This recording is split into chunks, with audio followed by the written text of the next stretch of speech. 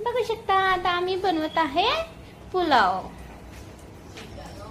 साठी लागणारी सामग्री काजू, मटर, किसमिस, गाजर, कांदा, मिरची, तेजपत्ता, कढीपत्ता।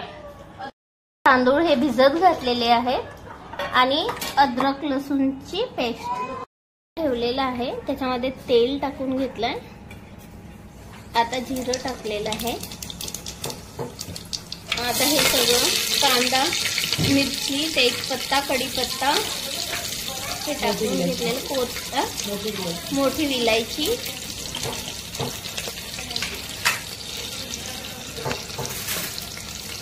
आता हे फिरवून घ्यायचं।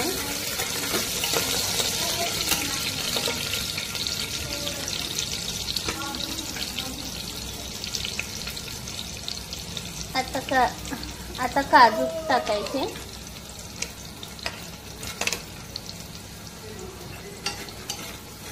फिरवून घ्यायचं।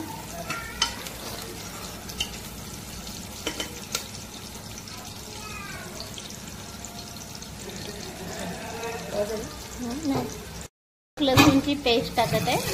पेस्ट टाकून घेतली, छान फिरवून घ्यायचं आहे। आता गाजर टाकून घेतोय। आता गाजर टाकून घेतलेले आहे। आता छान फिरवून घ्यायचंय, जीव करायचंय छान। ते थोडं वाफवून घ्यायचंय ढक्कन ठेवून। हा झालेलं आहे हे। आता याच्यामध्ये सॉल्ट टाकून घेऊया, अर्धा चमच, आणि भिजलेले तांदूळ।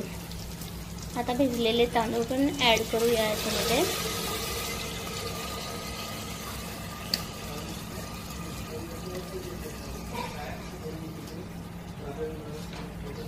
पाणी फिरवून घेऊया। मोनोका टाकून घेत आहे आपण आणि पाणी टाकून घेत आहे।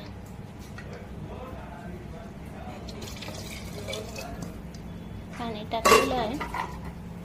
आता ते फिरवून घ्यायचंय छान। आता याला उकळी येऊ द्यायची।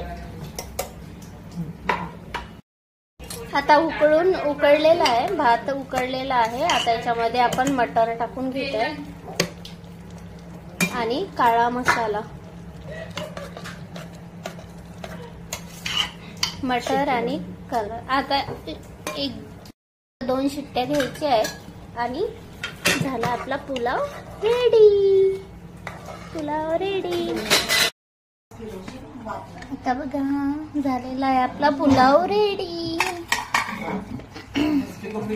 मस्त एकदम छान पुलाव तयार झालेला आहे, बघू शकता। आता आम्ही वाढत आहे। झालेलं आहे जेवण आता तयार। आता आम्ही जेवायला घेतलेलं आहे। तुम्हाला दाखवते काय काय, तुम्हाला दाखवते आता काय काय जेवण आहे।